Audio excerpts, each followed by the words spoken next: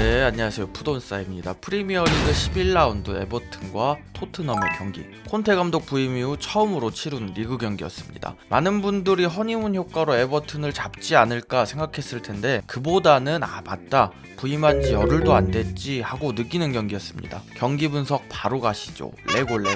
먼저 라인업을 살펴보면 콘테 감독 지난 데뷔전과 똑같이 나왔습니다. 오늘도 3백은 벤 데이비스, 다이어, 로메로 조합에 공격은 손흥민, 케인, 모우라 3-4-3을 들고 나왔습니다. 부임한 지 얼마 안 됐기 때문에 아직 선수 파악이 100% 되지는 않았을 텐데 일단 본인 전술에 가장 적합한 라인업이 이 라인업이라고 생각하는 것 같습니다. 벤 데이비스가 리그에도 나오는 거 보면 확실히 콘테 감독은 왼발 센터백을 중요시 여기는 것 같습니다. 감독들이 왼발 센터백을 중요하게 여기는 이유는 보통 측면 수비 자원이나 측면 공간을 적극적으로 활용하는 경우가 많죠. 왼쪽 빌드업 상황에서 패스가 나갈 때 오른발잡이보다는 왼발잡이가 훨씬 패스각이 유리하기 때문에 일단 오늘은 골 장면 분석은 없습니다. 하고 싶어도 못하죠. 마지막 무득점 경기가 언제였나 하고 찾아봤더니 2020년 11월 30일 지난 시즌 10라운드에서 첼시와 0대0 경기가 있었고 그 이후 처음으로 무득점 경기가 나왔습니다. 사실 지난 컨퍼런스 리그 경기는 아무래도 상대가 상대인지라 뭘 판단하기에는 조금 애매했고 이번 경기에서는 확실히 부족한 부분들이 더 눈에 띄었습니다. 오늘 유독 파이널 서드, 즉 상대 수비 진영에 진입했을 때 패스 퀄리티가 많이 떨어졌습니다. 특히 공이 측면으로 나갔을 때 패스 전개가 잘 되지 않았습니다. 콘테 감독의 3백 전술 특성상 레길론이나 로얄 이 양쪽 윙백들한테 공이 많이 가는데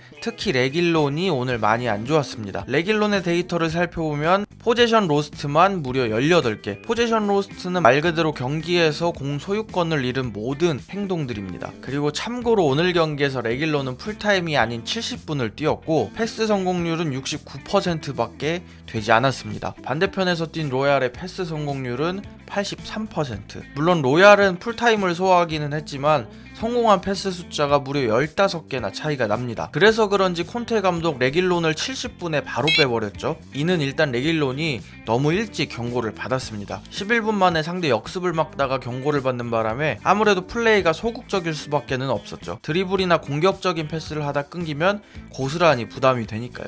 오늘 경기를 보면 팀 전반적으로 아직 콘테 감독 전술에 완벽하게 녹아들지는 못한 모습. 손흥민 선수도 마찬가지고요. 사실 아직 녹아들 수는 없죠. 부임한 지 열흘도 안 됐는데. 특히 오늘 손흥민 선수와 레길론 플레이가 어긋나는 장면들이 많았는데 레길론이 공을 잡으면 손흥민 선수는 상대 뒷공간을 노리는 모습이 많았는데 하지만 레길론의 선택은 모두 백패스 아니면 패스 미스. 손흥민 선수의 움직임을 살린 패스가 한 차례도 나오지 않았습니다. 손흥민 선수의 이야기를 좀 더 해보자면 사실 오늘 경기에서 손흥민 선수의 활약도 좀 애매했죠.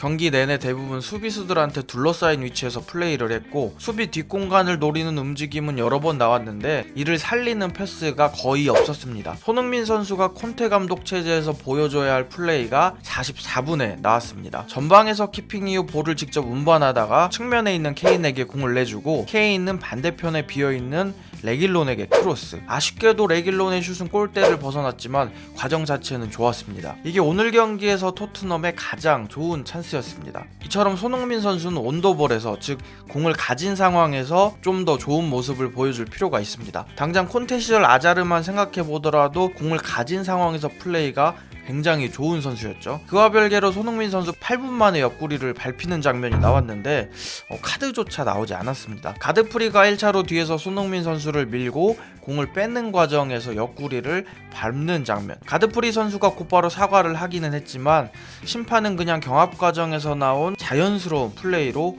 본 것 같습니다. 이에 대해 현지에서는 이건 레드카드지 왜 VAR을 보지 않는 거야? 심판이 VAR을 확인하지 않는 건 정말 충격적이었다. 에버튼은 2명이 퇴장당했어야 한다. 이런 반응들이 있었습니다. 손흥민 선수 슛 하나 때리지 못한 채 결국 84분에 은돔벨레와 교체가 됐습니다. 은돔벨레에 대한 이야기도 살짝 하자면 콘테 감독 은돔벨레를 공격적인 메짤라 역할로 쓸 생각이 있는 것 같습니다. 메짤라의 가장 중요한 임무는 하프 스페이스 공략이죠. 참고로 콘테 감독은 인테르에서 바렐라 선수를 메짤라로 아주 잘 활용했습니다. 손흥민 선수와 교체된 은돔벨레가 손흥민 선수가 뛰던 자리에서 그대로 뛰는 모습이었습니다.